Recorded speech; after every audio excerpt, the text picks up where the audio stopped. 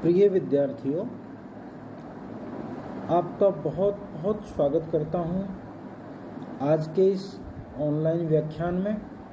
मैं हूं doctor Ved Prakash Yadav, associate professor geography department, Babu Shobharam government arts college Alwar.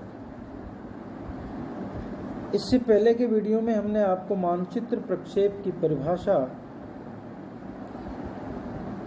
उसका अर्थ और उसकी आवश्यकता के ऊपर कुछ महत्वपूर्ण जानकारियां प्रदान की थी। आज मैं आपको मानचित्र प्रक्षेप से संबंधित ही एमए प्रीवियस और बीए पार्ट 3 के विद्यार्थियों के लिए जानकारी देने आया हूं। हमारा विषय रहेगा मानचित्र प्रक्षेपों का वर्गीकरण, क्लासिफिकेशन ऑफ मैप प्रोजेक्शन।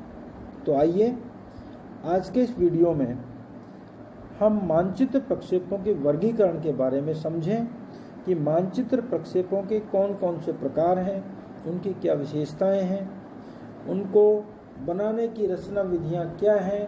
इन तमाम बातों को लेकर के हम इस वीडियो में और आने वाले वीडियोज़ में आपके समक्ष उपस्थित रहेंगे। तो आज के इस वीडियो में हम मानचित्र प्रक्षेपों के भेद के बारे में, उनके जो प्रकार हैं उनके बारे में चर्चा करेंगे। देखिए, मानचित्र प्रक्षेपों का जो वर्गीकरण है वो हम 3 आधारों पर कर सकते हैं। पहला आधार है प्रकाश के प्रयोग के आधार पर। यदि हम प्रकाश के प्रयोग के आधार पर बात करें तो मानचित्रों को हम 2 वर्गों में रखते हैं। पहला वर्ग है संदर्श मानचित्र प्रक्षेप, पर्सपेक्टिव मैप प्रोजेक्शंस कहते हैं इंग्लिश में, और दूसरा है असंदर्श मानचित्र प्रक्षेप, जिनको हम कहेंगे नॉन पर्सपेक्टिव मैप प्रोजेक्शंस। तो ये मानचित्र प्रक्षेप प्रकाश के प्रयोग के आधार पर 2 प्रकार के हो सकते हैं। और ठीक इसी प्रकार से रचना विधि के आधार पर भी हम मानचित्र प्रक्षेपों का वर्गीकरण अनेक वर्गों में करते हैं। मानचित्र प्रक्षेपों का रचना विधि के आधार पर यदि हम वर्गीकरण करें तो इनको हम शंकु प्रक्षेप, बेलनाकार प्रक्षेप, खमध्य प्रक्षेप और रूढ़ प्रक्षेपों में वर्गीकृत करते हैं। और इनमें जो हमारा खमध्य प्रक्षेप है उसमें फिर हम अलग अलग स्थितियां लेते हैं। प्रक्षेपण तल की स्थिति के आधार पर इनका वर्गीकरण है और नेत्र स्थान की स्थिति के आधार पर इनका वर्गीकरण है। तो जो हमारे खमध्य प्रक्षेप हैं इनको हमने 2 वर्गों में बांट दिया। प्रक्षेपण तल की स्थिति के अनुसार अलग हैं और नेत्र स्थान की स्थिति के अनुसार अलग हैं। प्रक्षेपण तल की स्थिति के अनुसार यदि इनका वर्गीकरण करते हैं तो ध्रुवीय खमध्य प्रक्षेप हैं, तिर्यक खमध्य प्रक्षेप हैं और विषुवतीय खमध्य प्रक्षेप। जहाँ प्रक्षेपण तल ध्रुव पर रहता है वो ध्रुवीय खमध्य है, तिर्यक स्थिति में रहता है वो तिर्यक खमध्य प्रक्षेप कहलाते हैं, और जहाँ विषुवत रेखा के ऊपर प्रक्षेपण तल की स्थिति होती है उन प्रक्षेपों को विषुवतीय खमध्य प्रक्षेप कहा जाता है। ठीक इसी प्रकार से नेत्र स्थान की स्थिति कहाँ है, इस आधार पर भी हम प्रक्षेपों का वर्गीकरण करते हैं। इनको हम 3 वर्गों में रखते हैं। नोमोनिक प्रक्षेप, जिनको केंद्रक प्रक्षेप भी कहा जाता है, त्रिविम प्रक्षेप, स्टीरियोग्राफिक प्रोजेक्शंस कहते हैं, और लंब कोणीय प्रक्षेप, ऑर्थोग्राफिक प्रोजेक्शन। तो ये हमारे जो खमध्य प्रक्षेप हैं उनके 2 महत्वपूर्ण वर्ग हैं जिनको 3-3 उप वर्गों में विभाजित किया जाता है। और इसके बाद एक तीसरा वर्गीकरण का आधार है गुण के आधार पर प्रक्षेपों का वर्गीकरण। तो आइए उसके ऊपर भी हम चर्चा कर लेते हैं। गुण के आधार पर हम प्रक्षेपों को 3 भागों में बांट सकते हैं। एक यथाकृतिक प्रक्षेप है, ऐसे प्रक्षेप जिनके ऊपर जो मानचित्र बनाए जाते हैं उनकी आकृति शुद्ध रहती है, उनको यथाकृतिक प्रक्षेप कहा जाता है। दूसरा वर्ग है इसमें समक्षेत्र प्रक्षेप।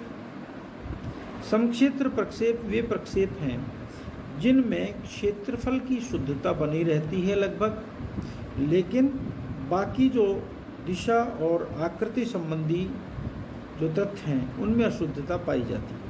और ठीक इसी प्रकार से शुद्ध दिशा प्रक्षेप है तीसरा वर्ग गुण के आधार पर। तो ये गुण के आधार पर तीसरा शुद्ध दिशा प्रक्षेप है, जिस प्रक्षेप में स्थानों की दिशाएं शुद्ध रहती हैं वह शुद्ध दिशा प्रक्षेप कहलाता है। तो इस तरह से मानचित्र प्रक्षेपों के हमने तीन आधारों पर वर्गीकरण हमने बताया आपको। प्रकाश के प्रयोग के अनुसार संदर्श और असंदर्श मानचित्र प्रक्षेप है। रचना विधि के आधार पर शंकु प्रक्षेप, बेलनाकार प्रक्षेप, खमद्य प्रक्षेप और रूढ़ प्रक्षेप हैं। हमने इस वर्ग में खमद्य प्रक्षेप को फिर दो भागों में बांटा। प्रक्षेपण तल की स्थिति के अनुसार ध्रुवीय खमद्य प्रक्षेप, त्रियक खमद्य प्रक्षेप और विषुवतीय खमद्य प्रक्षेप हैं।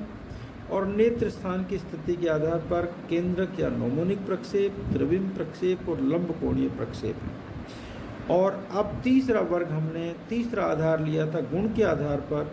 तो गुण के अनुसार यथाकृतिक प्रक्षेप, समक्षेत्र प्रक्षेप और शुद्ध दिशा प्रक्षेप हैं। तो ये थे प्रक्षेपों के विभिन्न वर्ग। इसमें एक छोटा वर्ग है संदर्श मानचित्र प्रक्षेप और असंदर्श मानचित्र प्रक्षेप का, जो कि प्रकाश के प्रयोग के अनुसार है। इनको भी हम जानेंगे कि ये कौन से प्रक्षेप होते हैं, इनकी क्या विशेषताएं हैं। संदर्भ मानचित्र प्रक्षेप जो होते हैं वो प्रकाश की सहायता से बनाए गए मानचित्र प्रक्षेप हैं। तो जो मानचित्र प्रक्षेप प्रकाश की सहायता से बनाया जाता है उसे ही संदर्श प्रक्षेप कहा जाता है।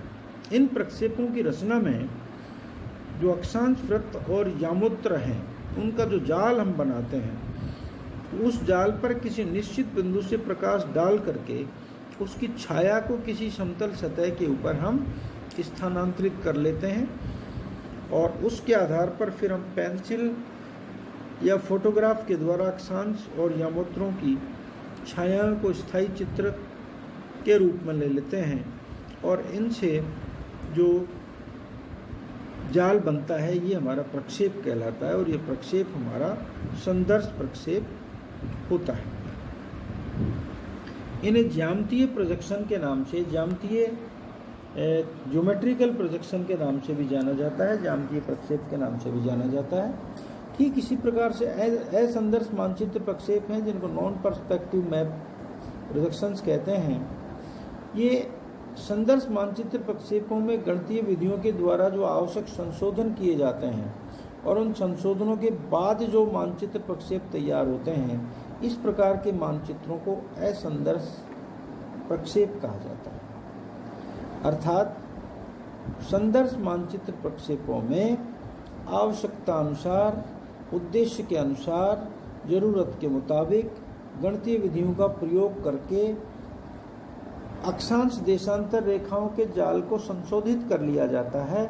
उस संशोधित मानचित्र प्रक्षेप को ही असंदर्श मानचित्र प्रक्षेप की श्रेणी में रखा जाता है।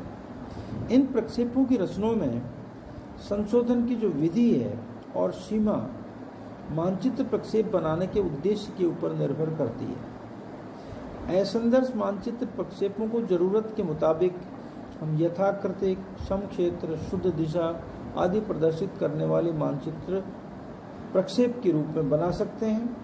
और ये प्रक्षेप संदर्श मानचित्र प्रक्षेपों की बजाय ज़्यादा महत्वपूर्ण और ज़्यादा उपयोगी होते हैं, क्योंकि ये हमारे विभिन्न उद्देश्यों की पूर्ति करने वाले होते हैं। तो प्रिय विद्यार्थियों, यह था मानचित्र प्रक्षेपों का विभिन्न आधारों पर वर्गीकरण और प्रकाश के प्रयोग के अनुसार प्रक्षेपों के जो प्रकार हैं उनकी विशेषताएं। तो इन पर हमने प्रकाश डाला। आज के इस व्याख्यान में